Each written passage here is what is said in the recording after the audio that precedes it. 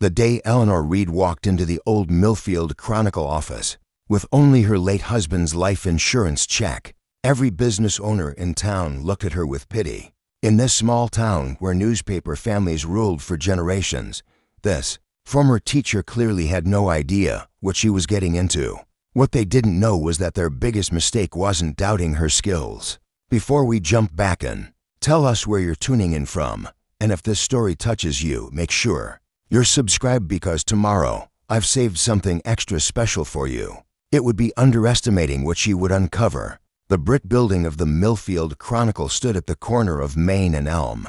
Once the pride of the town's business district, its windows now gathered dust, the sign missing letters, and the doorway filled with old mail and papers. Inside, the smell of aging paper, ink, and decades of coffee hung in the air, untouched since Douglas Blackwood, the third-generation owner, had locked up 3 months earlier. Eleanor paused at the entrance, her reflection faint in the dirty glass door as she put in the key the realtor had given her with obvious doubt. At 45, her auburn hair showed streaks of silver, her green eyes holding the kind of strength that comes only after great loss. The lines around her mouth showed both joy and sorrow. "You sure about this, Mrs. Reid?" the realtor had asked that morning as she signed the papers. "Newspaper business is dying everywhere, but especially here after what happened with the Blackwoods. Digital media has killed print. Most folks get their news from social media these days." "I'm sure," Eleanor had answered with quiet confidence. That had become her trademark since Michael's death 18 months ago. Her husband's sudden heart attack had left her lost in a world that seemed to have no use for a middle-aged English teacher with dreams bigger than her classroom walls. The lock finally opened with a groan, and Eleanor stepped into what many in Millfield saw as a relic of the past. The main newsroom spread before her, dusty desks with old computer screens, boards still pinned with yellowed papers, and coffee mugs left behind when the announcement came that the Chronicle was closing for good. "What do you think, Mom?" asked a voice behind her. 18-year-old Lily Reid stepped through the doorway, her arms full of cleaning supplies. Unlike her mother's classic features, Lily's face had the sharp angles of her father, with Eleanor's green eyes and black hair tipped with purple. That showed her rebellion against a world that had taken her father too soon. "I think," Eleanor said slowly, touching a desk that must have belonged to the sports editor, "based on the faded baseball flags still pinned to the wall, that it's exactly what I expected, and exactly what we need. A health hazard with ancient technology and probably bad stuff in the ceiling." Came another voice. This one belonged to 14-year-old Jamie, Eleanor's younger daughter, who stood in the doorway looking at the space with teenage honesty, where Lily loved bold colors and sharp edges. Jamie was all soft neutral tones and careful watching, her father's methodical mind paired with her mother's caring heart. Eleanor laughed, a sound that had become so rare in their household that both girls looked up in surprise. "Maybe that too," she admitted, "but also a fresh start. Something that's ours to rebuild however we want." The girls exchanged glances, a silent talk that had developed after their father's death. Eleanor knew it as their way of deciding whether to support their mother's latest attempt to move forward or to show their doubt. "At least it has character," Lily finally offered, setting down her cleaning supplies on a nearby desk. "Unlike that soulless marketing firm you interviewed with last month." Eleanor nodded, grateful for even this small support. The marketing job would have paid well, certainly better than a failing small-town newspaper, but the thought of writing to sell luxury condos had made her feel like she was betraying Michael's memory. Her husband had been a professor of journalism at the state university, passionate about the vital role of local news in healthy towns. His sudden death had left Eleanor not just without her partner of 20 years, but without the future they'd planned together, running a small newspaper after they both retired from teaching. "Well," Jamie said practically, pulling her honey-brown hair into a ponytail, "if we're going to make this place livable before school starts next month, we better get cleaning." For the next 4 hours, the Reid women attacked the decades of dirt that had settled over the Chronicle offices. They worked step by step, starting with the main newsroom, wiping down desks, sweeping floors, removing old coffee cups with mold growing inside them. By mid-afternoon, they had filled 6 large garbage bags with trash and had uncovered the original hardwood floors. Beneath layers of dust, Mom, Lily called from a small office at the back of the building. I think this was the editor's office. There's a desk that looks important and a wall full of framed front pages. Eleanor made her way through the maze of desks to find Lily, standing in a time capsule of newspaper history. Unlike the practical layout of the main newsroom, this office spoke of tradition and importance. A massive oak desk filled the space, its surface covered with stacks of papers that had been left untouched. Behind it, a wall of framed front pages showed the Chronicle's greatest moments: presidential visits, natural disasters, championship wins by the local high school. But what caught Eleanor's eye was a metal cabinet in the corner, its green paint chipped and faded. Unlike everything else in the office, which seemed hastily abandoned, this cabinet was securely locked with a padlock that looked much newer then. Its surroundings, preparing and narrating this story, took us a lot of time. So if you are enjoying it, subscribe to our channel. It means a lot to us. Now back to the story. That's odd, she said, approaching the cabinet. What's odd about a locked filing cabinet in a newspaper office? Jamie asked, appearing in the doorway with a smudge of dust on her cheek. The lock, Eleanor said, examining it closely. Everything else here looks like it was left in a hurry. But someone took the time to secure this cabinet with a new lock. Before they left, maybe it's where they kept financial records, Lily suggested. Now curious as well, Eleanor shook her head slowly. The financial office is on the other side of the building. We cleaned it earlier, remember, full of filing cabinets, none of them locked. A knock at the front door interrupted their talk. Through the newly cleaned front windows, Eleanor could see a man in his 60s standing on the sidewalk, peering in with clear curiosity. She made her way to the entrance, aware of a flutter of nervousness. This would be her first interaction with a Millfield resident. As the new owner of their historic newspaper, "We're not open yet," she said as she pulled open the door, then immediately regretted how unwelcoming it sounded. The man smiled, deep creases forming around eyes that had squinted into the sun for decades. "Didn't figure you were. Just saw the lights on and activity for the first time in months. Thought I'd introduce myself." He extended a weathered hand. "Walter Hargrove. I run the hardware store down the block." "Eleanor Reid," she replied, shaking his hand. "My daughters and I just bought the Chronicle." Walter's eyebrows rose slightly. "Did you now interesting choice in this day and age? You got newspaper experience?" The question was direct, but not unkind, reminding Eleanor that in small towns, people often skip the polite talk that cushioned conversations in more urban settings. "Not professionally," she admitted. "My husband was a journalism professor. I taught high school English for 20 years. But I've always believed in the importance of local news." "Husband was?" Walter noted the past tense immediately. "He passed away last year. Heart attack." Walter nodded, a flash of genuine sympathy crossing his features. "Sorry to hear that. Millfield's seen its share of loss these past few years." He glanced past her at the partially cleaned newsroom. "You planning to actually run a paper, then? Not just use the building for something else?" "That's the plan," Eleanor confirmed. "The community deserves a good local news source." Walter's expression turned thoughtful. "Well, it's been nearly 4 months since the Chronicle printed its last edition. Lot of folks around here have gotten used to not having a paper. Some might say good riddance after the way Douglas Blackwood ran it into the ground." "What happened exactly?" Eleanor asked, realizing she knew only the basics: declining readership, financial problems, and an abrupt closure that had left the town without its newspaper of record. After 127 years of continuous publication, Walter glanced at his watch. "That's a longer conversation than I've got time for right now. But if you and your girls want a proper welcome to Millfield, my wife makes a pot roast on Sundays that'll make you forget all your troubles. Why don't you join? U.S. tomorrow, 6 o'clock. The invitation caught Eleanor off guard. She'd expected to spend weeks breaking into the tight-knit social fabric of Millfield. "That's very kind," she said. "We'd love to," after exchanging contact information. Walter departed with a final curious glance around the newsroom. As the door closed behind him, Lily appeared at Eleanor's side. "Did we just get invited to dinner by a complete stranger?" Eleanor nodded. "Welcome to small-town life. Though I suspect it's at least partly so he can figure out what we're doing with the newspaper, or warn us away from it," Jamie added practically from where she was washing windows. He didn't exactly sound excited about our chances. Eleanor couldn't argue with that assessment.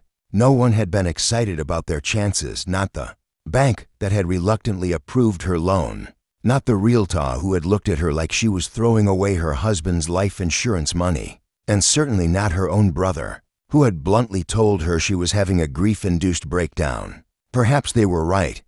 What did she know about running a newspaper? Her journalism experience was limited to editing the university literary magazine during her college years and advising the high school newspaper club. But something about the Chronicle had called to her from the moment she'd seen the for sale listing online. "Let's finish the main area and call it a day," she suggested. "We can tackle the back rooms tomorrow after church."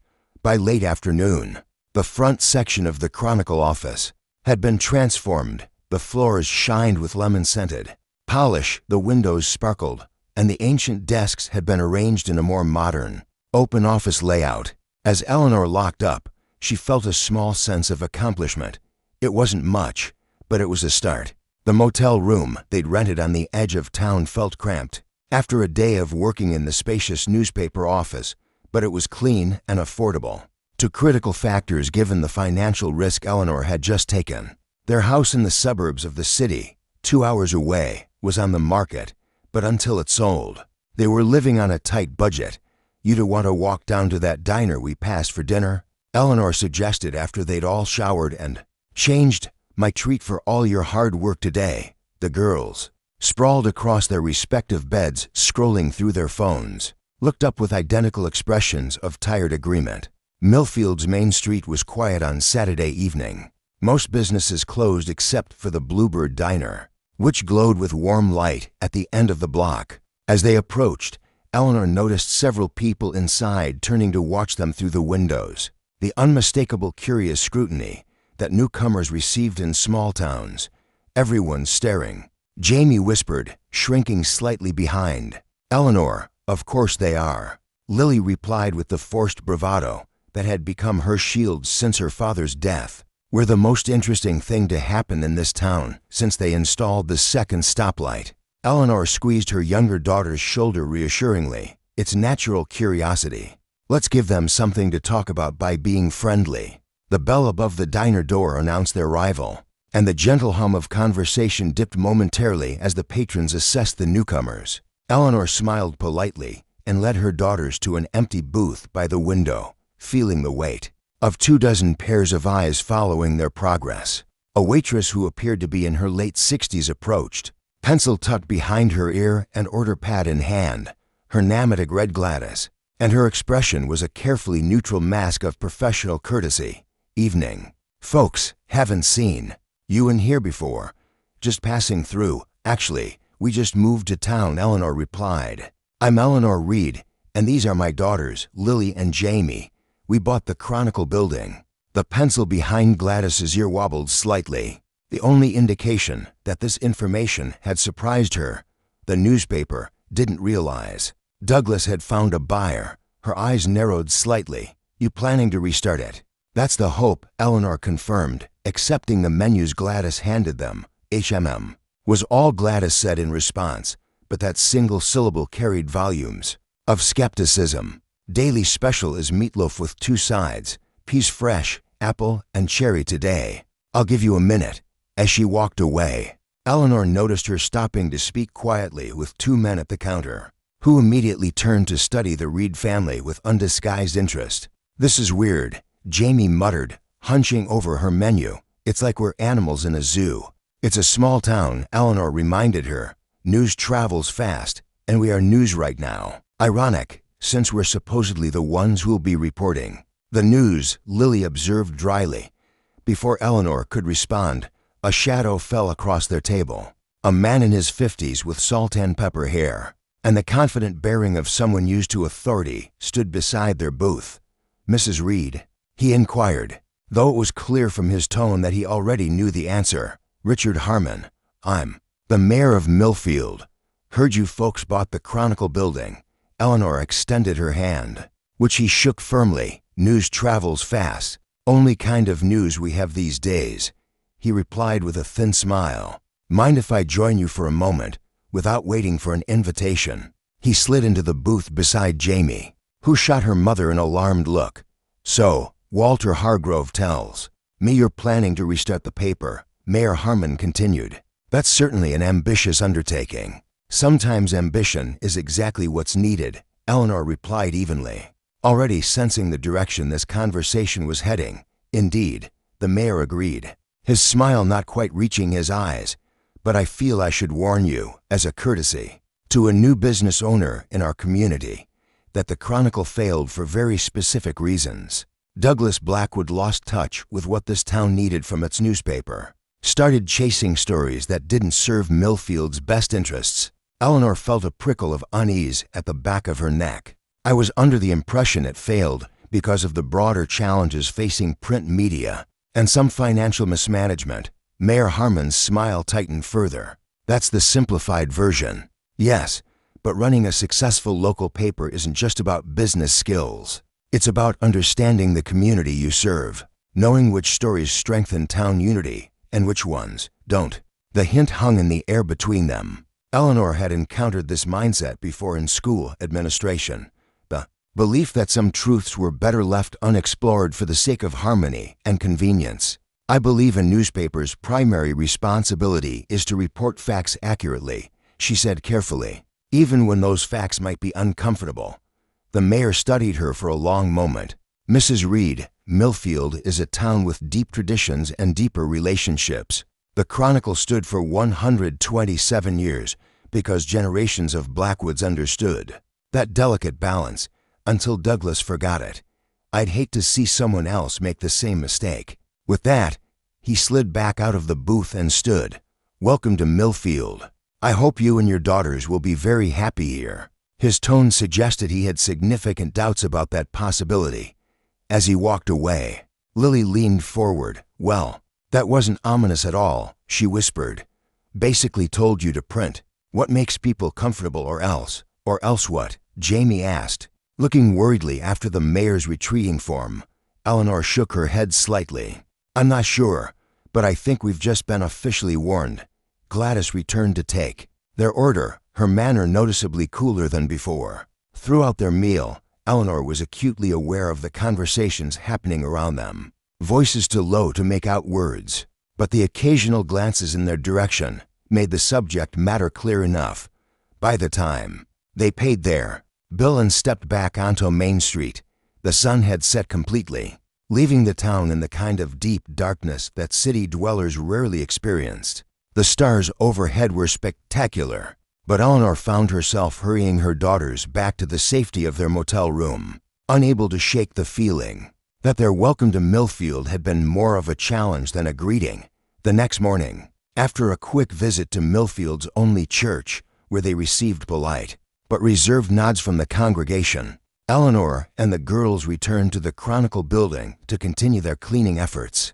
The initial excitement of the previous day had been tempered by their encounter with the mayor, leaving all three Reids slightly on edge. Let's focus on the editor's office today, Eleanor suggested, trying to inject enthusiasm into her voice. If we're going to restart this paper, I need a functional workspace. As they tackled the decades of accumulated dust and paper, Eleanor found herself repeatedly drawn to the locked metal cabinet. After their third hour of cleaning, with the office beginning to resemble a usable space, she finally gave in to her curiosity. I wonder what's in there that was worth securing when everything else was abandoned. She mused aloud, examining the padlock once more.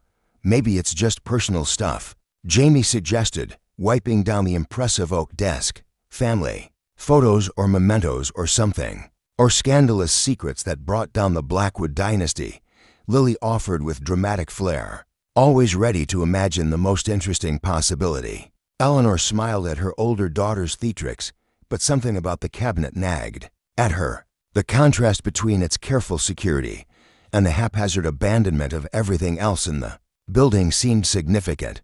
I think we should try to open it, she decided suddenly. Both girls looked up in surprise. "Isn't that breaking and entering?" Jamie asked hesitantly. "We own the building and everything in it," Eleanor pointed out.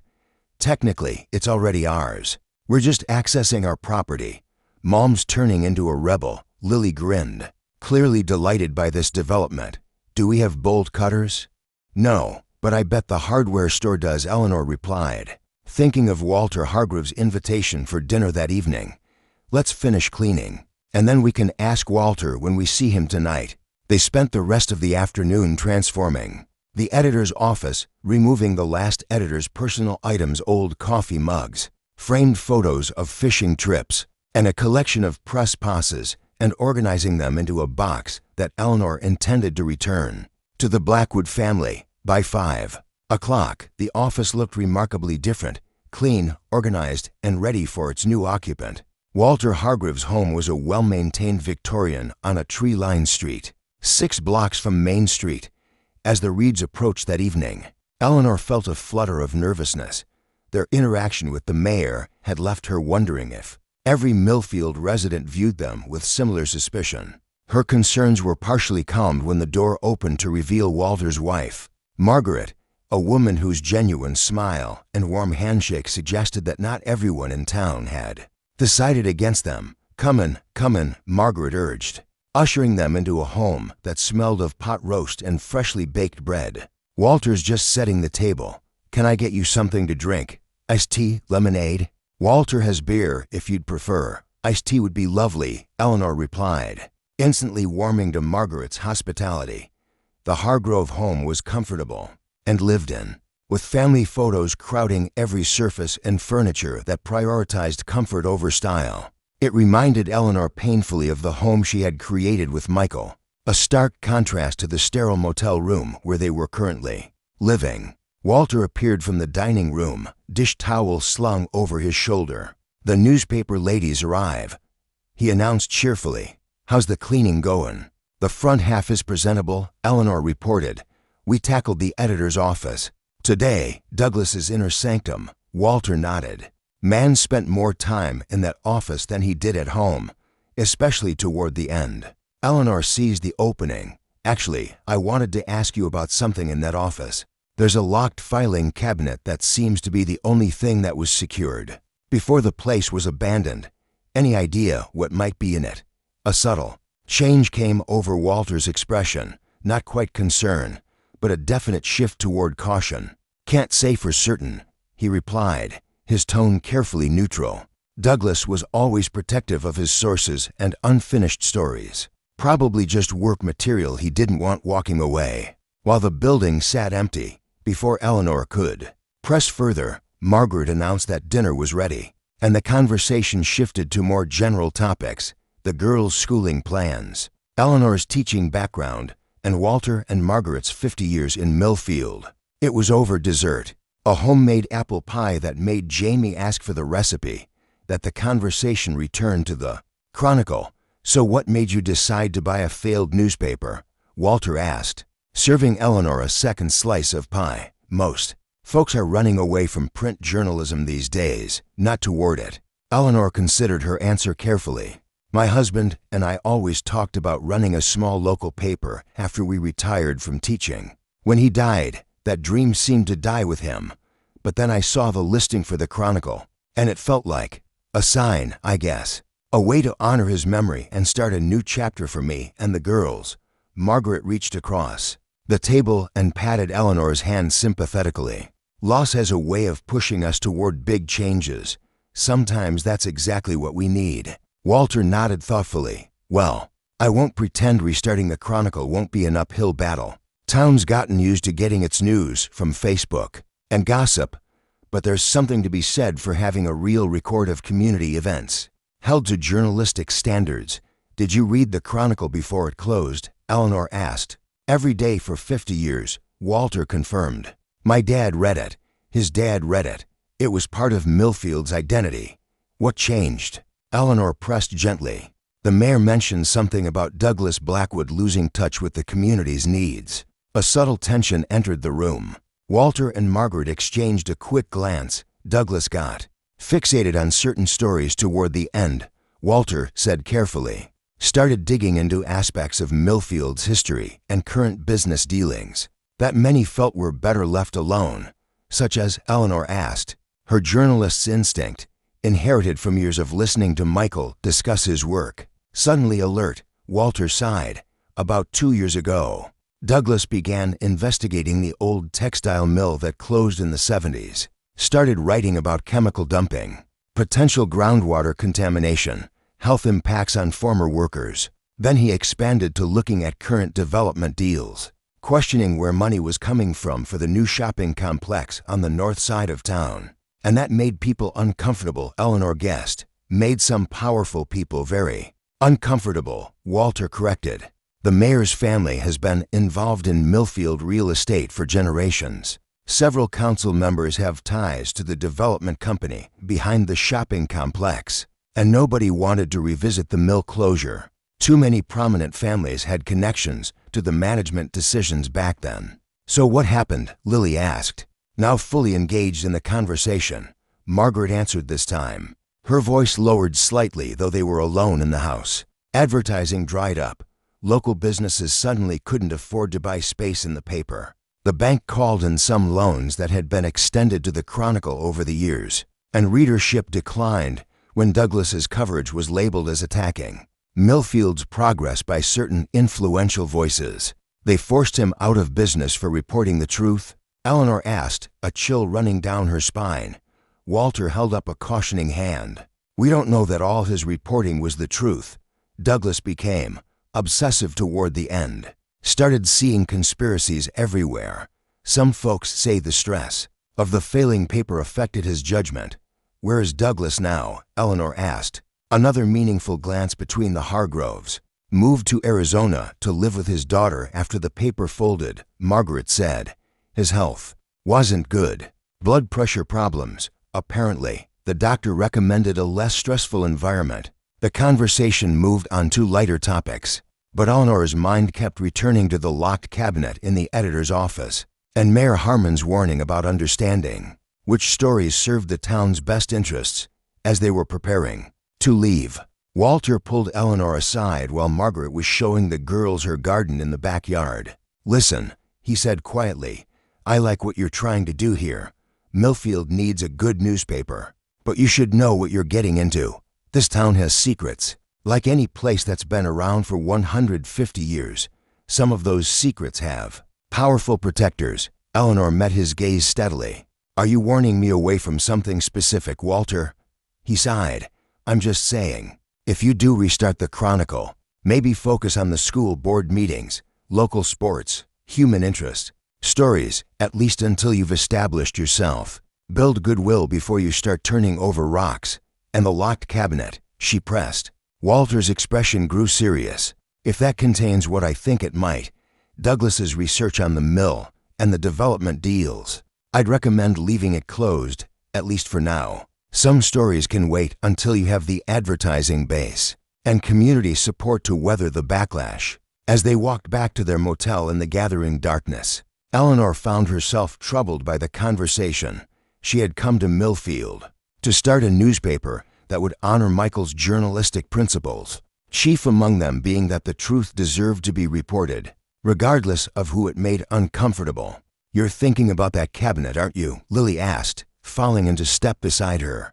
Eleanor nodded. I am. We're going to open it, right? Her daughter pressed. Eleanor glanced at both her girls, Lily with her fierce determination, and Jamie with her quiet perceptiveness. They had followed her to this small town, trusting her decision even when it meant leaving behind their friends and familiar surroundings. She owed them honesty. Yes, she decided. Whatever's in that cabinet is part of this town's story. If we're going to run a real newspaper here, we need to know what we're dealing with. Lily grinned. That's the mom I remember.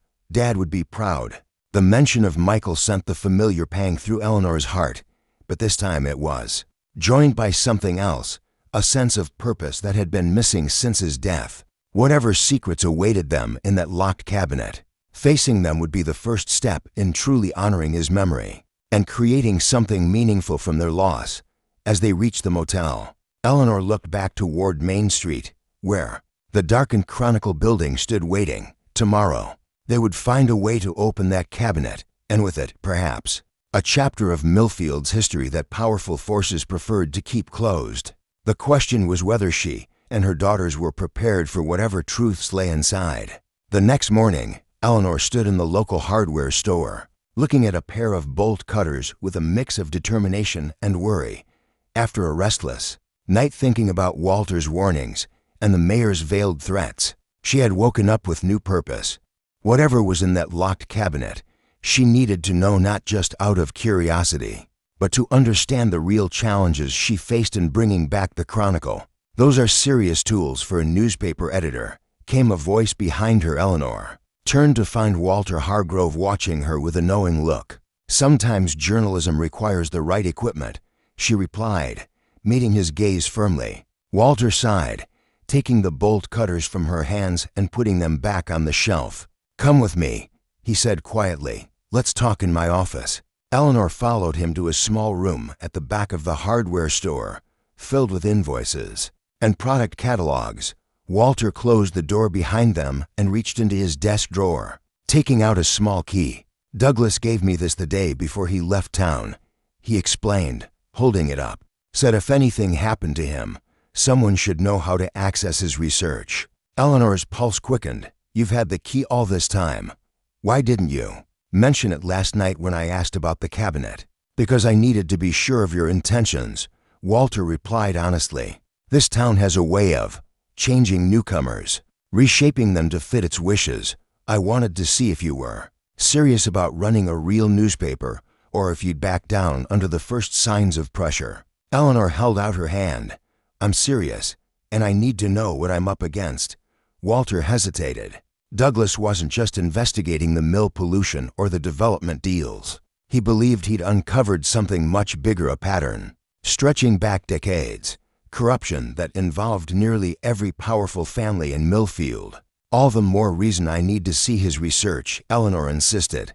"It's dangerous information," Walter warned, "the kind that got the Chronicle's ads pulled and Douglas run out of town." Eleanor's jaw tightened. "My husband spent his career teaching young journalists that the truth matters, especially when powerful people want it hidden. I didn't come to Millfield to publish fluff pieces about garden clubs and high school sports." Walter studied her for a long moment before finally placing the key in her palm. "Douglas trusted me with this. Now I'm trusting you, whatever you decide to do with what you find. Be careful. These people have resources and influence that extend well beyond Millfield." "Thank you," Eleanor said, closing her fingers around the small metal key that suddenly felt impossibly heavy. "Don't thank me yet," Walter replied grimly.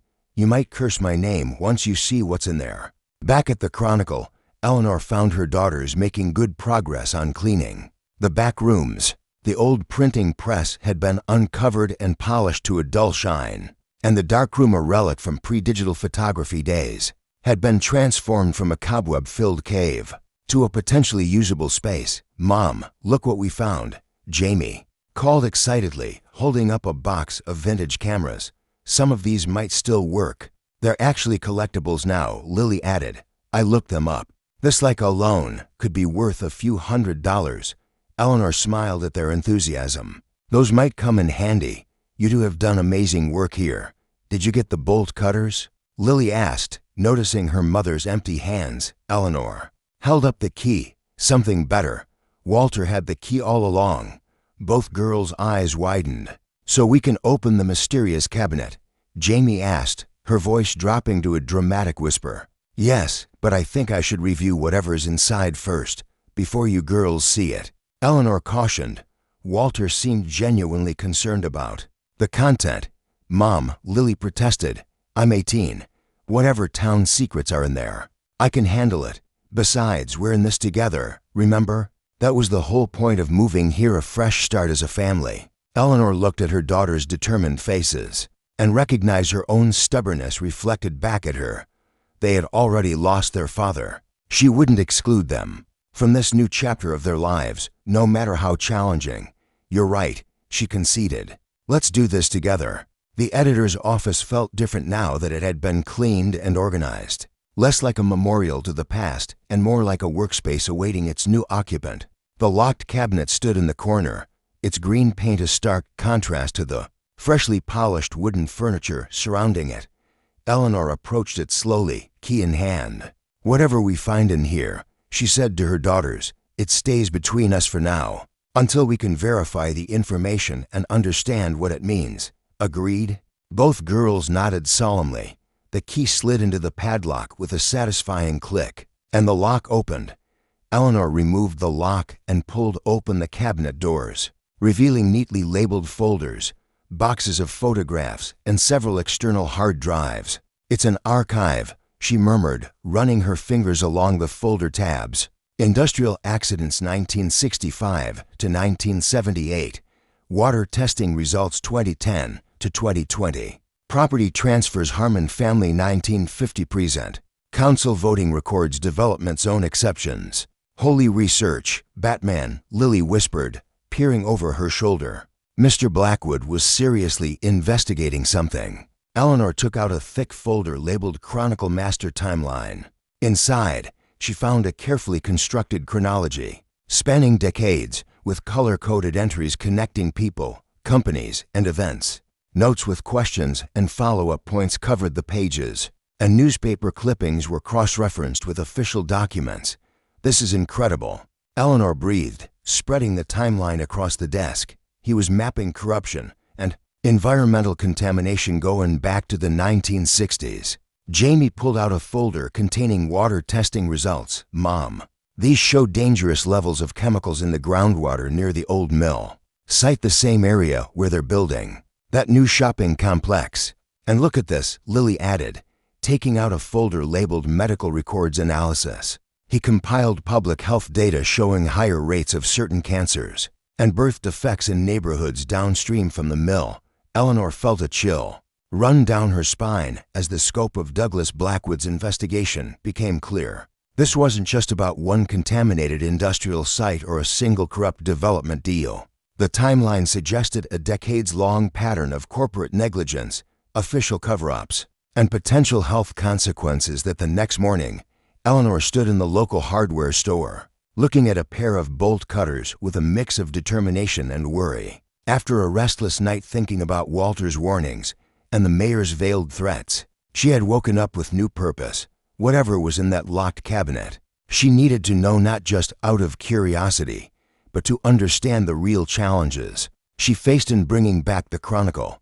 "Those are serious tools for a newspaper editor," came a voice behind her. Eleanor turned to find Walter Hargrove watching her with a knowing look. "Sometimes journalism requires the right equipment," she replied, meeting his gaze firmly. Walter sighed, taking the bolt cutters from her hands and putting them back on the shelf. "Come with me," he said quietly. "Let's talk in my office." Eleanor followed him to a small room at the back of the hardware store, filled with invoices and product catalogs. Walter closed the door behind them and reached into his desk drawer, taking out a small key. "Douglas gave me this the day before he left town," he explained, holding it up. "Said if anything happened to him, someone should know how to access his research." Eleanor's pulse quickened. "You've had the key all this time. Why didn't you mention it last night when I asked about the cabinet?" "Because I needed to be sure of your intentions," Walter replied honestly. "This town has a way of changing newcomers, reshaping them to fit its wishes. I wanted to see if you were serious about running a real newspaper, or if you'd back down under the first signs of pressure." Eleanor held out her hand. "I'm serious, and I need to know what I'm up against." Walter hesitated. Douglas wasn't just investigating the mill pollution or the development deals. He believed he'd uncovered something much bigger, a pattern stretching back decades, corruption that involved nearly every powerful family in Millfield. "All the more reason I need to see his research," Eleanor insisted. "It's dangerous information," Walter warned, "the kind that got the Chronicle's ads pulled and Douglas run out of town." Eleanor's jaw tightened. "My husband spent his career teaching young journalists that the truth matters, especially when powerful people want it hidden. I didn't come to Millfield to publish fluff pieces about garden clubs and high school sports." Walter studied her for a long moment before finally placing the key in her palm. Douglas trusted me with this. Now I'm trusting you. Whatever you decide to do with what you find. Be careful. These people have resources and influence that extend well beyond Millfield. Thank you, Eleanor said, closing her fingers around the small metal key that suddenly felt impossibly heavy. Don't thank me yet. Walter replied grimly, you might curse my name once you see what's in there. Returning to the Chronicle office, she found Jamie and Lily deep in conversation with an unexpected visitor. A young man in his 20s wearing jeans and a button-down shirt, his expression earnest beneath stylishly tousled dark hair. Mom, this is Alex Chen, Lily explained, a slight flush coloring her cheeks. He studied journalism at the State University and was hoping to talk to you about the Chronicle. Alex extended his hand. Mrs. Reid, it's a pleasure to meet you. Professor Reid was my advisor before he passed. When I heard his widow was restarting a small-town paper with a focus on investigative reporting, I had to come see for myself. Eleanor felt a pang at the mention of Michael, but also a warm sense of connection. You were Michael's student. One of his last, Alex confirmed. He changed my entire understanding of what journalism could be, should be. I've been freelancing since graduation, but nothing that really uses what he taught me. Eleanor studied the young man thoughtfully. They desperately needed help, especially someone with recent journalism training. But could they trust an outsider? With what they'd discovered. What brings you to Millfield, specifically? She asked carefully. Alex hesitated, glancing at Lily before answering. Honestly, Professor Reid once mentioned a project he hoped to pursue after retirement, investigating environmental justice issues in small towns, where corporate influence often overwhelms local oversight. When I heard about you restarting this paper, I wondered if you might be continuing that work. Eleanor exchanged looks with her daughters. Michael had indeed talked about such a project, but they'd never connected it to their decision to purchase the Chronicle. Was it possible he had known about Millfield's issues specifically? Would you excuse us for a moment? Eleanor asked, guiding her daughters into the adjacent room. Can we trust him? She whispered once they were alone. Dad trusted him, Lily pointed out, and we desperately need someone with actual journalism experience. Plus, he's cute, Jamie added with a sly glance at her sister, who blushed furiously.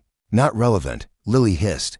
Eleanor considered their options. Taking on Alex meant bringing an outsider into their confidence, but it also meant gaining a trained journalist. With connections to Michael, the potential benefits outweighed the risks. Let's test him, she decided. We'll share some of what we've found, not everything, and see how he responds. 2 weeks into their Millfield adventure, the Chronicle office hummed with renewed energy.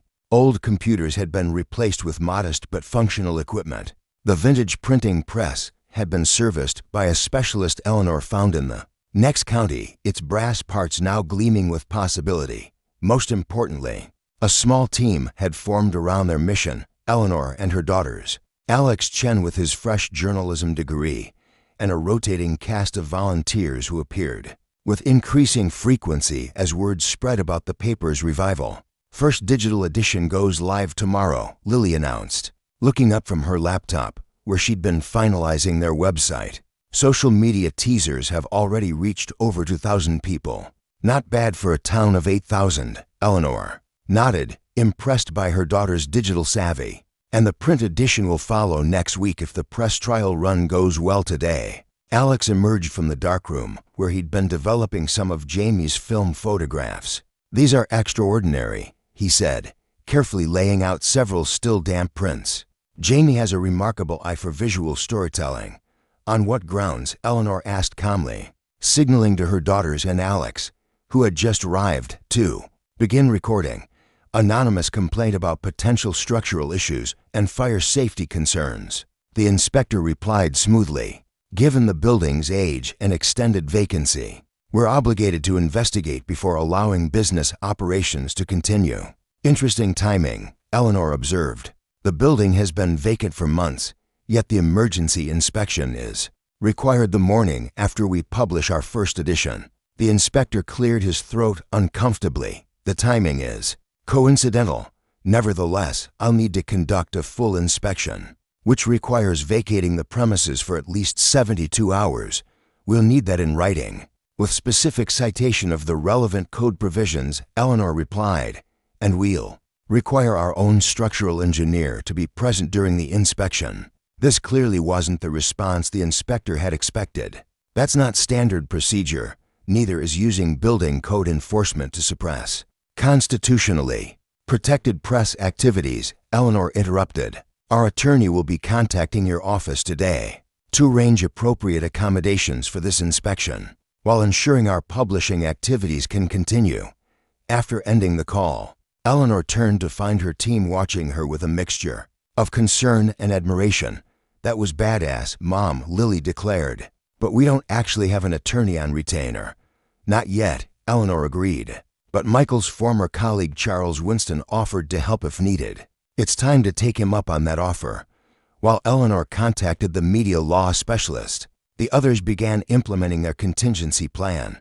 Essential equipment was relocated to the Hargroves garage, which Walter had offered as an emergency workspace. Digital backups were verified and secured. The print edition layout, scheduled for release the following week, was finalized ahead of schedule. By noon, word of the Chronicle's standoff with town officials had spread throughout Millfield. Curious residents drove slowly past the office, some offering thumbs-up gestures of support, others simply watching with careful neutrality. The police cruiser remained stationed across the street, its occupant documenting everyone who entered or exited. Shortly after lunch, an unexpected ally emerged. Sophia Mendes from the hometown bakery arrived with 3 other business owners who had committed to advertising in the Chronicle. "We heard about the inspection notice," Sophia explained. Her usually cheerful face said in determined lines, "It's transparent intimidation, and we want you to know not everyone in Millfield supports these tactics." Thomas Rivera, owner of the local pharmacy, nodded in agreement. "My family has been in this town for generations. I've lost 3 cousins to unusual cancers, all of whom worked at the mill in the 70s. We've suspected for years something wasn't right. What can we do to help?" asked Eliza Washington, whose family ran the town's only independent bookstore. Eleanor was momentarily overwhelmed by this show of support. "Honestly, just standing publicly with us makes a tremendous difference. They're counting on isolating us, making us appear as troublemaking outsiders disrupting town harmony." "Well, I'm no outsider," declared Frank Morgan, a third-generation hardware store competitor to Walter's, "and I think it's high time someone asked these questions. My father lost his land near the development site through an eminent domain claim. That never made sense until now." By mid-afternoon, attorney Charles Winston had arrived from the city, bringing with him a court order temporarily preventing any interference with the Chronicle's operations until a full hearing could be held. The building inspector's emergency suddenly became less urgent, rescheduled for the following week with appropriate advance notice. "They underestimated you," Charles observed as they reviewed their legal position in the editor's office. "They expected intimidation to work because it always has before. They underestimated what we're fighting for," Eleanor corrected. "This isn't just about a newspaper or even exposing corruption. It's about giving voice to people who've been silenced for generations." That evening, as the Chronicle team worked on follow-up stories for their second digital edition, Eleanor finally found time to examine Douglas Blackwood's encrypted files. The password worked, revealing hundreds of additional documents, property records showing how seemingly unrelated shell companies all traced back to the same handful of investors. Medical data comparing cancer rates in Millfield to national averages, and most disturbing, internal company memos from the mill acknowledging contamination concerns years before the closure. Among the files was a personal note from Douglas. "The breakthrough came when I traced the property transfers following the mill closure. The company officially sold the contaminated land to the town for a nominal fee, seemingly as a goodwill gesture. But private investors, including current Mayor Harmon's father and grandfather, secretly formed a holding company that acquired surrounding properties at depressed prices. Due to the mill closure's economic impact, they've been playing the long game, waiting decades for contamination concerns to fade from memory, while accumulating strategic properties. The current development isn't just about a shopping complex, it's phase 1 of a massive reimagining of Millfield, with billions in potential profits for those who acquired land cheaply decades ago. The health impacts were never an accident, they were a calculated externality, a cost passed to the community while profits remained private. And the Chronicle's role in maintaining silence was secured in 1978 when my father was given a choice: stop investigating or watch the paper fail. I tried to make it right. I failed. Perhaps you'll succeed where I couldn't. Eleanor sat back, the enormity of what they faced finally becoming clear. This wasn't just about exposing past wrongdoing or preventing a contaminated development. They were challenging a decades-long strategy by Millfield's most powerful families, a strategy that had already weathered multiple challenges and eliminated numerous threats. A soft knock interrupted her thoughts. Jamie stood in the doorway, holding a stack of photographs. "Mom, I developed the last roll from the development site," she said quietly. "There's something you need to see." The photograph showed what appeared to be workers in hazmat suits taking soil samples under cover of darkness, carefully documenting their findings before removing the contaminated material in sealed containers. "When did you take these?" Eleanor asked, studying the timestamps on the images. "2 nights ago. I couldn't sleep, so I went back to the site. They were working with minimal lighting, clearly trying to avoid being seen." Eleanor frowned. "They're conducting their own testing and removing evidence of contamination before official inspections can document it." "That's what I thought," Jamie agreed. "But why would they test if they already know it's contaminated?" To know exactly what they're dealing with, Eleanor realized, they need to understand the extent and nature of the contamination to continue hiding it effectively. This discovery added urgency to their reporting. If evidence was actively being removed, the window for documenting the contamination was closing rapidly. "We need to accelerate our timeline," Eleanor decided. "The second digital edition goes out tomorrow, not next week, and we need to include these photos." Jamie nodded, but hesitation showed in her expression. "Mom, I've been thinking about something. These people have gone to extraordinary lengths to hide this contamination. They've intimidated, manipulated records, potentially harmed people's health intentionally. What wouldn't they do to protect themselves?" The question hung in the air between them, its implications clear to weeks into their Millfield adventure. The Chronicle office hummed with renewed energy. Old computers had been replaced with modest but functional equipment.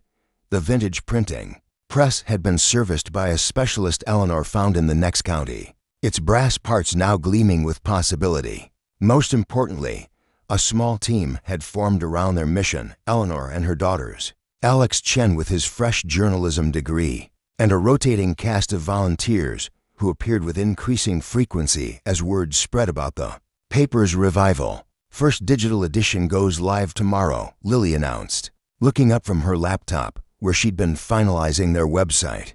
"Social media teasers have already reached over 2,000 people. Not bad for a town of 8,000. Eleanor nodded, impressed by her daughter's digital savvy. "And the print edition will follow next week if the press trial run goes well today." Alex emerged from the darkroom, where he'd been developing some of Jamie's film photographs. "These are extraordinary," he said, carefully laying out several still damp prints. "Jamie has a remarkable eye for visual storytelling." The images captured the development site from multiple angles: heavy machinery disturbing soil, near residential areas, workers without proper protective equipment, and most damning, discolored runoff flowing toward a stream that fed into the town's watershed. "These will complement the initial article perfectly," Eleanor observed. Factual evidence of concerning practices without directly alleging criminal activity. Their publication strategy had evolved carefully over the past weeks. Rather than immediately exposing the full scope of corruption and contamination they'd discovered, they would begin with straightforward, factual reporting about the current development project, raising questions rather than making accusations, documenting observable issues while establishing themselves as a credible news source. Dr. Winters called, Jamie mentioned, entering with a stack of ad layout mock-ups. 3 more former mill workers have agreed to be interviewed about health conditions they developed. After working there, they've been silent for years because they signed non-disclosure agreements as part of their severance packages. Eleanor frowned. Those NDA letters might still be legally binding. Dr. Winters says they don't care anymore. Jamie replied. Her exact words were, "What's the point of protecting a company secret when it's killing you?" A somber silence fell over the room. The human cost of Millfield's corruption was becoming increasing, clear as more residents cautiously approached them with stories cancers, respiratory disorders, birth defects, all clustered in neighborhoods downstream from the mill site. "We need to be absolutely meticulous with these health stories," Eleanor cautioned. "Correlation isn't causation, and we can't make medical claims without ironclad evidence. That's why I've been cross-referencing everything with published epidemiological studies," Alex explained, pulling up a spreadsheet on his computer. "The patterns here match documented outcomes from similar industrial contamination cases. We're not making medical claims, we're reporting statistical anomalies and asking why they haven't been investigated." Eleanor smiled at the young journalists. Precision. Michael would have approved of his methodical approach. Her late husband's influence seemed to permeate their work more with each passing day, as if his journalistic principles had found posthumous expression through their efforts. A sharp knock interrupted their discussion. Eleanor opened the front door to find Walter Hargrove looking uncharacteristically agitated. "We need to talk," he said without preamble, privately. Eleanor led him to the editor's office, closing the door behind them. "What's happened?" "The mayor called an emergency closed council session last night," Walter reported, lowering his voice despite the closed door. "My sister-in-law works as the council secretary. She couldn't tell me details, but she overheard enough to be concerned. They're preparing some kind of preemptive action against the Chronicle." "What kind of action?" Eleanor asked, a chill running down her spine. "Legal maneuvers, most likely. Building code violations, business permit challenges, that sort of thing. But there was also talk about Douglas's research. They know you have access to it, and they're worried." Eleanor leaned against the desk, processing this information. "They can try to shut us down through bureaucratic means, but they can't suppress information we've already published, which is why your digital launch tomorrow has them panicked." Walter concluded. "Once that information is public, they lose control of the narrative." Eleanor straightened, a new resolve hardening her features. "Then we accelerate. The digital edition launches tonight, not tomorrow." Walter's eyebrows rose. "Can you be ready that quickly?" "We'll have to be." Eleanor opened the office door. "Lily, I'll exchange of plans. We're going live tonight." The next few hours passed in a blur of focused activity. Lily finalized the website while Alex and Eleanor polished the lead articles. Jamie selected and prepared the most impactful photographs. By 7 that evening, the first digital edition of the revived Millfield Chronicle was ready to launch. The team gathered around Lily's computer, a tangible tension filling the room. "Once we publish, there's no going back," Eleanor cautioned, looking at each face in turn. "The mayor and his allies will retaliate in some form. This is your last chance to back out." "Not a chance," Lily declared. "Dad always said journalism matters most when powerful people don't want the story told." "I'm all in," Jamie added quietly. "Those people deserve to know what happened to them." Alex nodded his agreement. "Professor Reid taught us that journalism isn't just a career, it's a responsibility to the truth." Eleanor felt a surge of pride mixed with trepidation. "Then let's do this." Lily clicked the publish button, and within seconds, the new Millfield Chronicle website went live. The headline was intentionally measured but unavoidable. "Questions surround environmental practices at Northside Development Project." The accompanying article detailed observable issues with soil disturbance and runoff, cited applicable regulations, and raised questions about the adequacy of environmental assessments. Jamie's photographs provided visual evidence that required no embellishment to raise concern. A secondary article introduced their historical investigation. Chronicle examines Millfield's industrial legacy, which outlined the mill's closure in the 1970s, and posed questions about long-term environmental impacts.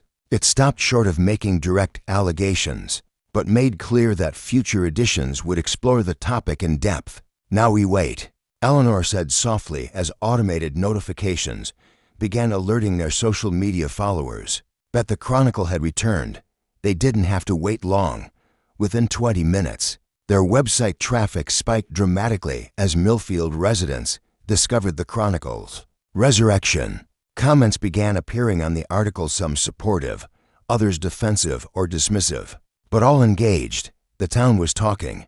An hour later, Eleanor's phone rang. The caller ID showed Mayor's office, Eleanor Reid. She answered, her voice steady despite her racing heart.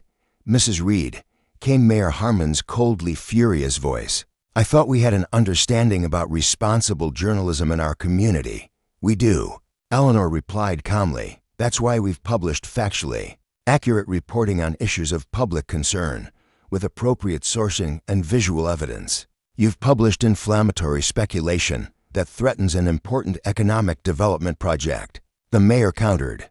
"The town council will be reviewing all business permits associated with the Chronicle first thing tomorrow morning. I strongly suggest you retract these articles until proper review can be conducted." Eleanor had anticipated this response. Any attempt to revoke our permits in retaliation for protected journalistic activity would constitute a clear First Amendment violation. We've already consulted with media law specialists who are prepared to defend our rights pro bono. This was stretching the truth slightly. They had consulted with one of Michael's former colleagues, who had offered general advice but not yet committed to representation. Still, the mayor had no way of knowing that. A tense silence followed before Mayor Harmon spoke again, his voice lowered to a threatening murmur. "You have no idea what you're getting into, Mrs. Reid. This isn't just about a newspaper or even a development project. There are forces at work in Millfield that have endured for generations, and they don't take kindly to interference." "Are you threatening me, Mayor Harmon?" Eleanor asked, signaling to Lily to record the call. "I'm advising you as a concerned public official," he replied smoothly. "Millfield takes care of its own, always has. Those who don't understand that tend to experience difficulties. Then I look forward to documenting those difficulties in our reporting," Eleanor responded, matching his tone. "Transparency is a powerful disinfectant for corruption." The mayor hung up without another word. "Well, that escalated quickly," Lily remarked, stopping the recording. "Did he just threaten you?" "Carefully, but yes," Eleanor confirmed. "And we now have evidence of attempted intimidation of the press by an elected official." Alex whistled softly. "That could be a story in itself. Let's hold that card for now," Eleanor decided. "We don't want to appear retaliatory, but we should prepare for whatever comes next." What came next exceeded even their cautious expectations. By midnight, their website had received over 5,000 unique visitors, remarkable for a town of 8,000, and dozens of emails had flooded their inbox. Some contained tips about other environmental concerns in the area. Others shared personal health stories, potentially connected to the mill contamination. A few offered documents, internal memos, medical records, property assessments that could strengthen their reporting. "People have been waiting for this," Jamie observed, scrolling through the messages. "They've been keeping these secrets for years, waiting for someone to listen." The most surprising message arrived just before 1 a.m. An email from a D. Blackwood. With the subject line, "You found it." Eleanor opened it with trembling fingers. "Mrs. Reid, Walter informed me you've accessed my research and launched the revived Chronicle. I've been following developments from Arizona, where I'm recovering from the stress-induced health issues that plagued my final months in Millfield. What you've uncovered is only the beginning. The connection between the mill contamination and current development goes deeper than even I managed to document. The key is in the property transfers follow the shell companies back to their original investors. I've attached additional research that wasn't in the cabinet material, too sensitive to leave behind.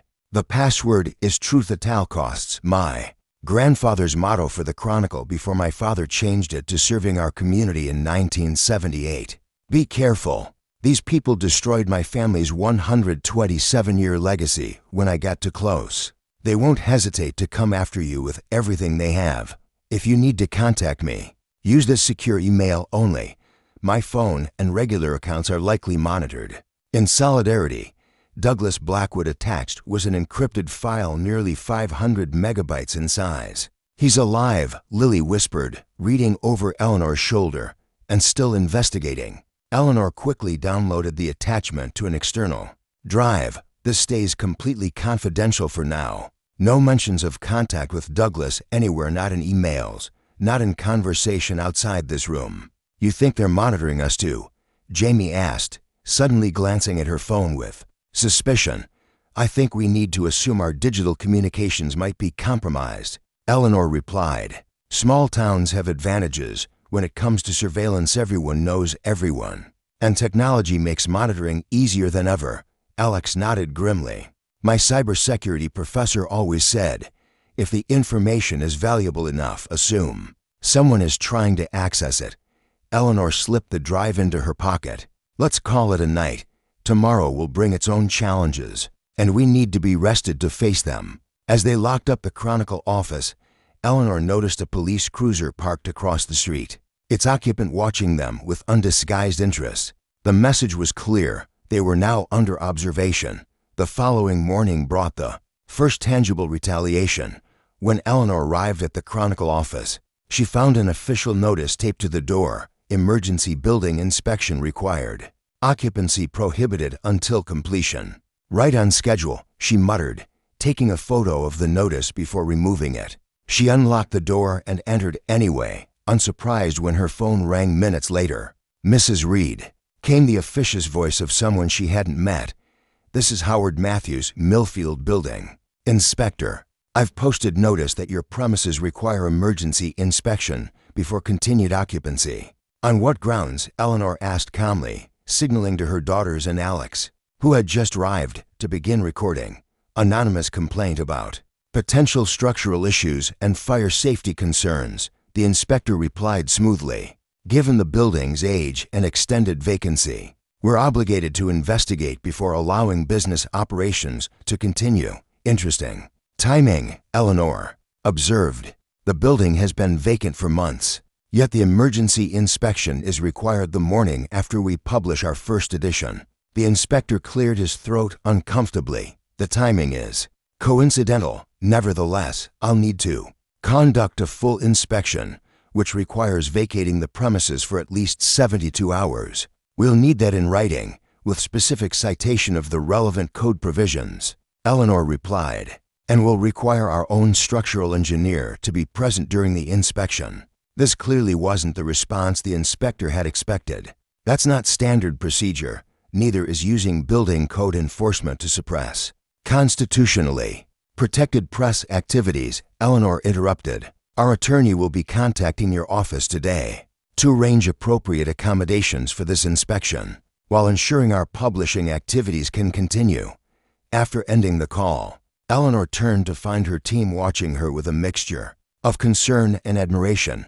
That was badass, Mom, Lily declared. But we don't actually have an attorney on retainer. Not yet, Eleanor agreed. But Michael's former colleague Charles Winston offered to help if needed. It's time to take him up on that offer. While Eleanor contacted the media law specialist, the others began implementing their contingency plan. Essential equipment was relocated to the Hargraves garage, which Walter had offered as an emergency workspace. Digital backups were verified and secured. The print edition layout, scheduled for release the following week, was finalized ahead of schedule. By noon, word of the Chronicle's standoff with town officials had spread throughout Millfield. Curious, residents drove slowly past the office, some offering thumbs-up gestures of support, others simply watching with careful neutrality. The police cruiser remained stationed across the street, its occupant documenting everyone who entered or exited. Shortly after lunch, an unexpected ally emerged. Sophia Mendes from the hometown bakery arrived with 3 other business owners who had committed to advertising in the Chronicle. We heard about the inspection notice, Sophia explained, her usually cheerful face set in determined lines. It's transparent intimidation, and we want you to know not everyone in Millfield supports these tactics. Thomas Rivera, owner of the local pharmacy, nodded in agreement. My family has been in this town for generations. I've lost 3 cousins to unusual cancers, all of whom worked at the mill in the 70s. We've suspected for years something wasn't right. What can we do to help? Asked Eliza Washington, whose family ran the town's only independent bookstore. Eleanor was momentarily overwhelmed by this show of support. Honestly, just standing publicly with us makes a tremendous difference. They're counting on isolating us, making us appear as troublemaking outsiders disrupting town. Harmony. Well, I'm no outsider, declared Frank Morgan, a third-generation hardware store competitor to Walters. And I think it's high time someone asked these questions. My father lost his land near the development site through an eminent domain claim. That never made sense until now. By mid-afternoon, Attorney Charles Winston had arrived from the city, bringing with him a court order temporarily preventing any interference with the Chronicle's operations until a full hearing could be held. The building inspector's emergency suddenly became less urgent. Rescheduled for the following week with appropriate advance notice. They underestimated you, Charles observed as they reviewed their legal position in the editor's office. They expected intimidation to work because it always has before. They underestimated what we're fighting for, Eleanor corrected. This isn't just about a newspaper or even exposing corruption. It's about giving voice to people who've been silenced for generations. That evening, as the Chronicle team worked on follow-up stories for their second digital edition, Eleanor finally found time to examine Douglas Blackwood's encrypted files. The password worked, revealing hundreds of additional documents, property records showing how seemingly unrelated shell companies all traced back to the same handful of investors. Medical data comparing cancer rates in Millfield to national averages, and most disturbing, internal company memos from the mill acknowledging contamination concerns years before the closure. Among the files was a personal note from Douglas. The breakthrough came when I traced the property transfers following the mill closure. The company officially sold the contaminated land to the town for a nominal fee, seemingly as a goodwill gesture. But private investors, including current Mayor Harmon's father and grandfather, secretly formed a holding company that acquired surrounding properties at depressed prices. Due to the mill closure's economic impact, they've been playing the long game, waiting decades for contamination concerns to fade from memory, while accumulating strategic properties. The current development isn't just about a shopping complex, it's phase one of a massive reimagining of Millfield, with billions in potential profits for those who acquired land cheaply decades ago. The health impacts were never an accident, they were a calculated externality, a cost passed to the community while profits remained private. And the Chronicle's role in maintaining silence was secured in 1978 when my father was given a choice: stop investigating or watch the paper fail. I tried to make it right. I failed. Perhaps you'll succeed where I couldn't. Eleanor sat back, the enormity of what they faced finally becoming clear. This wasn't just about exposing past wrongdoing or preventing a contaminated development. They were challenging a decades-long strategy by Millfield's most powerful families, a strategy that had already weathered multiple challenges and eliminated numerous threats. A soft knock interrupted her thoughts. Jamie stood in the doorway, holding a stack of photographs. "Mom, I developed the last roll from the development site," she said quietly. "There's something you need to see." The photographs showed what appeared to be workers in hazmat suits taking soil samples under cover of darkness, carefully documenting their findings before removing the contaminated material in sealed containers. "When did you take these?" Eleanor asked, studying the timestamps on the images. "2 nights ago. I couldn't sleep, so I went back to the site." They were working with minimal lighting, clearly trying to avoid being seen. Eleanor frowned. "They're conducting their own testing and removing evidence of contamination before official inspections can document it." "That's what I thought," Jamie agreed. "But why would they test if they already know it's contaminated?" To know exactly what they're dealing with, Eleanor realized, they need to understand the extent and nature of the contamination to continue hiding it effectively. This discovery added urgency to their reporting. If evidence was actively being removed, the window for documenting the contamination was closing rapidly. "We need to accelerate our timeline," Eleanor decided. "The second digital edition goes out tomorrow, not next week, and we need to include these photos."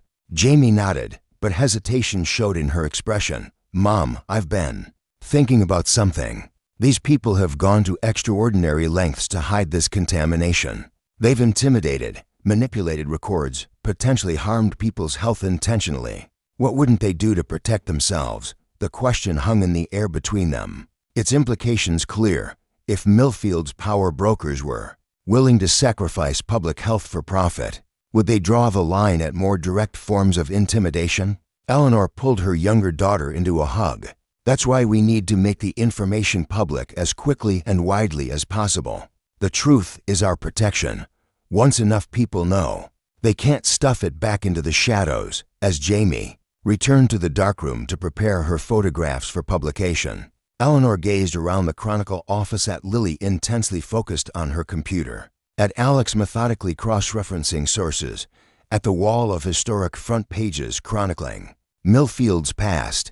They had come to this small town seeking a fresh start, a way to honor Michael's memory through continuing his work. Instead, they had stumbled into a fight, with decades of momentum behind it, a fight that had already claimed the Blackwood family's newspaper and Douglas's health. Yet as she watched her team work with passionate determination, Eleanor felt something she hadn't experienced since Michael's death. Purpose burning away the fog of grief that had enveloped her. For 18 months, they might be outmatched in resources and local influence, but they possessed something their opponents didn't: the moral clarity that comes from serving the truth above all else. The vibration of her phone interrupted her thoughts. A text message from an unknown number. Parking lot. Now, come alone. Important information. Eleanor hesitated, aware of the potential danger. Then she glanced at the police cruiser still visible through the front window. If someone wanted to harm her, they wouldn't choose a time when she was under obvious surveillance. I'm stepping out for a moment, she called to the others. Just getting some fresh air. The summer evening air felt thick with humidity as Eleanor stepped into the Chronicle's small back parking lot. At first, she saw nothing unusual, just her car and Alex's aging sedan. Then a figure emerged from the shadows near the dumpster. "Mrs. Reid," came a woman's voice, tense with anxiety. "Thank you for coming." As the figure stepped into the dim light from the building's security lamp, Eleanor recognized Patricia Harmon, the mayor's wife. Patricia, Eleanor struggled to hide her surprise at finding the mayor's wife lurking in the Chronicle's parking lot at dusk. "What are you doing here?" The elegant woman glanced nervously toward the street, clearly concerned about being seen. In her early 50s, Patricia Harmon had the polished appearance of someone used to public scrutiny, perfectly styled. Silver blonde hair, tasteful jewelry, and the kind of posture taught at finishing schools. But tonight, her composure had cracked. Her hands trembled slightly as she clutched her designer handbag. "I shouldn't be here," Patricia whispered, her voice tight with anxiety. "Richard Wood, it doesn't matter. I needed to speak with you directly." Eleanor maintained a careful distance, wary of a potential setup. "About what?" "About the mill. About what really happened." Patricia drew a deep breath, steadying herself. "I was there. Not during the operations, I was just a child then, but during the cover-up. My father was the mill's legal counsel." Eleanor's journalistic instinct sharpened immediately. "You have first-hand knowledge of the contamination concealment?" "More than knowledge, I have proof." Patricia opened her handbag and extracted a small leather-bound journal. "My father kept detailed records of everything. He believed in protecting himself. When he died last year, this was among his personal effects." She held out the journal, her hand shaking more visibly now. "I've spent months trying to decide what to do with this. Richard doesn't know I have it." "No one does." Eleanor accepted the journal cautiously. "Why give this to me? Why now?" Patricia's carefully maintained facade crumbled further, revealing the anguish beneath. "My sister died of a rare lymphoma 3 years ago. She was 48, with 2 children. We grew up in the neighborhood downstream from the mill." She paused, struggling to maintain her composure. "When I read your article yesterday, with those photographs of the runoff, it was like history repeating itself, the same discoloration we used to see in the creek where we played as children." Eleanor opened the journal, scanning the neat handwriting that documented meeting dates, participants, and key decisions. The names were a who's who of Millfield's elite families: Harmon, Matthews, Sullivan, Blackwood, all coordinating the systematic concealment of industrial contamination and its health impacts. "Your husband's family was involved from the beginning," Eleanor observed, finding the Harmon name repeated throughout the entries. 3 generations of Harmons have built their fortunes on that poisoned land. Patricia confirmed bitterly. Richard's grandfather acquired the first parcels. His father expanded their holdings during the economic depression that followed the mill closure. Richard himself masterminded the current development project. Why come forward now? Eleanor pressed. This journal implicates your own family. Patricia's eyes filled with tears. Because my daughter is pregnant with my first grandchild. Because the new development includes plans for an upscale residential community built directly over the most contaminated section of the old mill property. Because I can't bear the weight of this secret anymore. She straightened, finding a new resolve. My sister is gone. Nothing will bring her back. But I can still protect others, including my own family, whether they want that protection or not.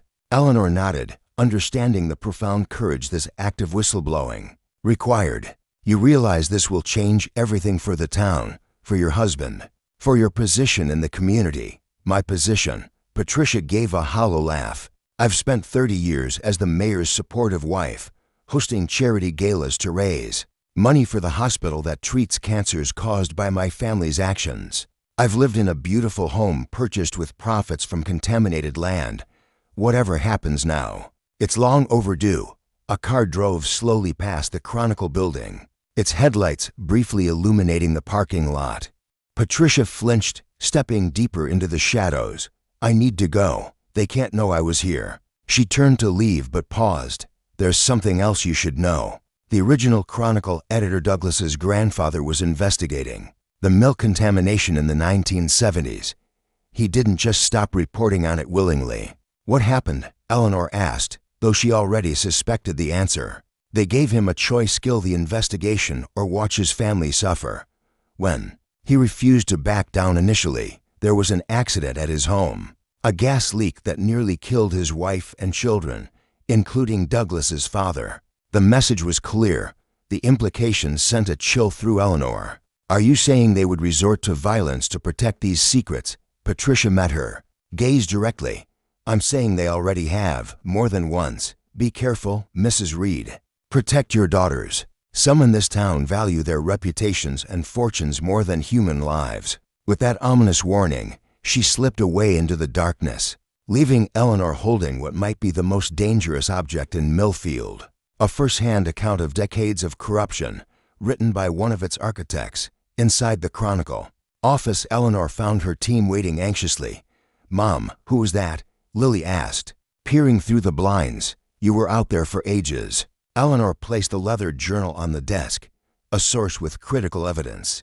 We need to document this immediately, then secure the original in a safe location. As they photographed every page of the journal, the full scope of Millfield's corrupt history emerged in damning detail. Patricia's father had documented not just the environmental cover-up, but the systematic intimidation of potential whistleblowers, the manipulation of health statistics, and the strategic acquisition of contaminated properties at depressed prices. Most disturbing were his matter-of-fact notes about neutralizing threats to the conspiracy journalists who were pressured into silence, doctors whose concerns were dismissed through manufactured counter-evidence, and ordinary citizens whose health complaints were attributed to lifestyle factors rather than environmental exposure. This is beyond corruption, Alex murmured as they reviewed the evidence. It's criminal conspiracy spanning decades. And it names names, Jamie added, indicating a passage that explicitly detailed the role of the current town council president in falsifying environmental assessments for the new development. Eleanor nodded grimly, which means we need to proceed with extreme caution before we publish anything based on this journal. We need independent verification of key claims, and she added, thinking of Patricia's warning, we need to take additional security measures. The next morning, Eleanor implemented their enhanced safety protocols. Digital copies of all evidence were secured in multiple off-site locations. The original journal was locked in a safe deposit box at a bank in the neighboring town. Most importantly, their publication strategy shifted from a gradual rollout to a more comprehensive approach. We can't afford to drag this out anymore, Eleanor explained to her team. The longer we wait, the more time they have to pressure sources, remove evidence, or worse, Alex nodded in agreement. Professor Reid always emphasized that with high-risk investigative journalism, sometimes the safest approach is thorough, simultaneous disclosure. Once the information is public, it becomes harder to suppress. Exactly, Eleanor confirmed. We'll still be methodical and precise, but we're accelerating our timeline.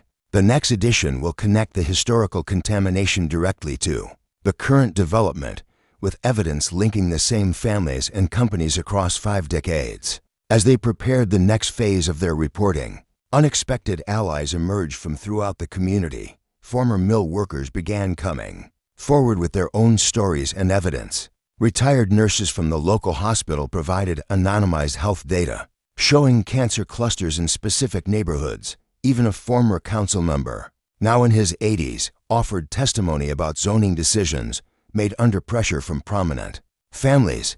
Most surprising was the arrival of Thomas Sullivan, son of the mill's former operations manager, who brought with him technical documentation that his father had secretly preserved. Dad knew what was happening was wrong, Sullivan explained, his weathered face solemn as he handed over the yellowed blueprints and chemical analysis reports.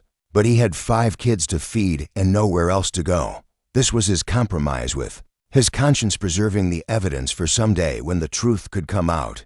By the end of the week, the Chronicle office had transformed into an impromptu community confessional, a place where decades of suppressed truths were finally finding voice. Each new piece of evidence reinforced the narrative established by Patricia Harmon's father's journal, creating an irrefutable case against Millfield's power structure. It's like the entire town has been waiting for permission to speak, Jamie observed as she photographed yet another document brought in by a resident. One crack in the dam, and now everything's pouring out, Eleanor nodded, watching an elderly woman tearfully sharing her late husband's experience with Alex.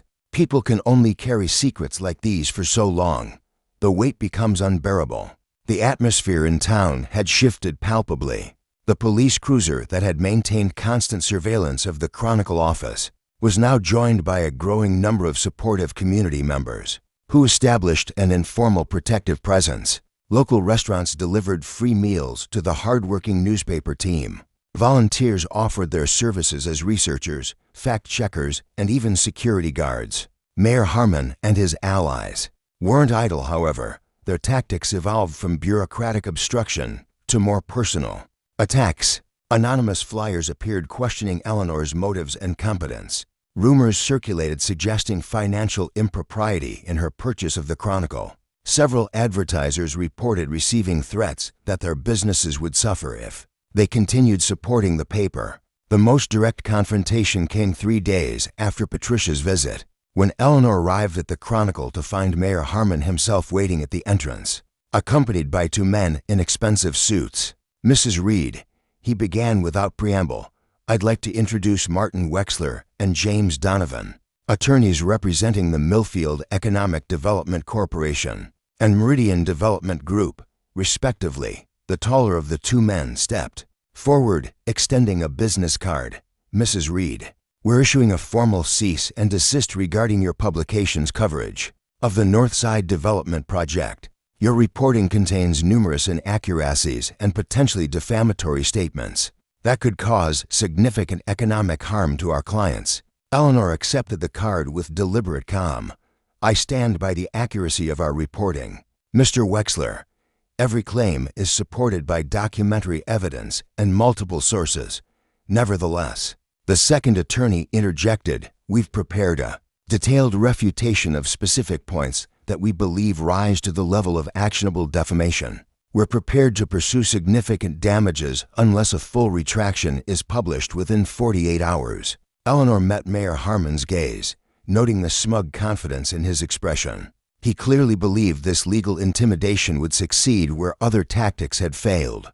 Gentlemen, she replied evenly, all communications regarding potential legal matters should be directed to our attorney, Charles Winston. I'll be happy to provide his contact information. Now, if you'll excuse me, we have a newspaper to publish. As she moved to enter the building, Mayor Harmon blocked her path. This isn't going away, Eleanor. You have no idea the forces you're up against.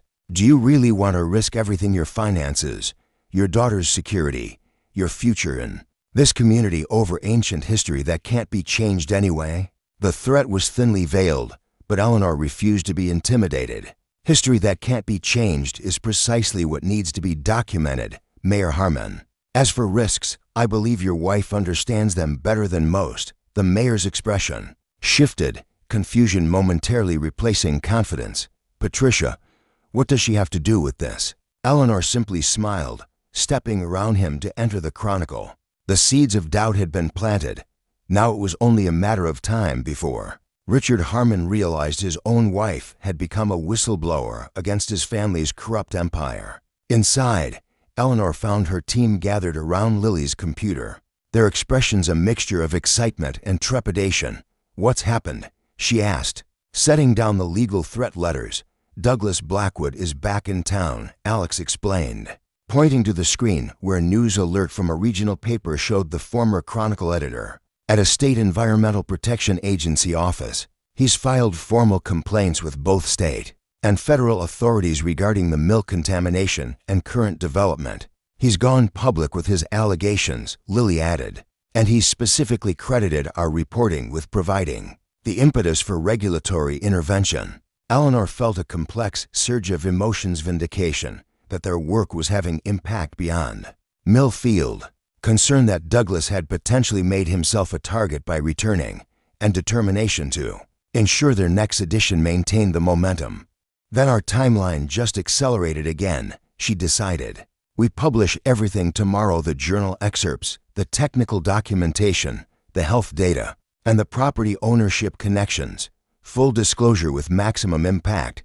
The team worked through the night, verifying facts, correlating sources, and crafting a comprehensive narrative that connected all the elements of Millfield's environmental and corruption scandal. By dawn, they had produced what Eleanor believed was the most important edition of the Chronicle in its 127-year history. The headline was simple but devastating: documented 5 decades of poisoning Millfield for profit. As the digital edition went live and the printing press began rolling for the physical copies, Eleanor stepped outside to watch the sunrise. Despite her exhaustion, she felt an overwhelming sense of purpose, a certainty that they were doing exactly what Michael would have wanted, exactly what journalism at its best was meant to do: speak truth to power, give voice to the voiceless, and illuminate what others sought to keep hidden. Her moment of reflection was interrupted by the arrival of Walter Hargrove, who looked as though he hadn't slept either. It's happening, he announced without preamble. State environmental protection officers just served inspection warrants at the development site. Construction's been halted pending a full investigation. Eleanor smiled, feeling the first true victory in their struggle. That's just the beginning. Walter nodded, his expression grave but satisfied. Town's waking up to quite a morning. Between your new edition and the government intervention, there's no putting this back in the box. How are people reacting? Eleanor asked, aware that many in Millfield had connections to the implicated families and businesses. Mixed, Walter acknowledged. Some are angry at the corruption, at the health impacts, at being lied to for generations. Others are scared about what this means for property values, jobs, the town's future. A few are still in denial, claiming it's all a witch hunt. Eleanor had expected this divided response. Change never comes easily, especially when it challenges deep-seated narratives about community leaders. True enough, Walter agreed. But I've lived in this town my whole life, and I've never seen anything like the conversations happening this morning. It's like a spell has been broken. People are talking about things they've only whispered about for decades. As they spoke, a police car turned onto Main Street, followed by 2 unmarked government vehicles. All 3 stopped in front of the mayor's office down the block. Looks like the reckoning is starting at the top, Walter observed as officials in suits emerged from the vehicles and entered the municipal building. Eleanor watched the scene unfold with complex emotions. While she believed in accountability for the corruption and harm they'd uncovered, she took no pleasure in the personal downfall of individuals, even those like Mayor Harmon, who had actively threatened her work. This was never about punishment, she said quietly. It was about truth, about giving people the information they need to reclaim their community. Walter nodded thoughtfully. Douglas's grandfather used to say that a newspaper doesn't belong to its owners, it belongs to the community it serves. You've honored that principle in a way the Chronicle hasn't seen in nearly 50 years. The door to the Chronicle opened behind them as Lily emerged, her expression triumphant. "Mom, you need to see this. The state attorney general just announced a formal investigation into environmental crimes and public corruption in Millfield. They're specifically citing our reporting as a catalyst." Eleanor followed her daughter inside, where the team had gathered around a television showing a press conference. The attorney general, flanked by environmental officials and state police representatives, was outlining the scope of the investigation in terms that mirrored the Chronicle's reporting, almost exactly.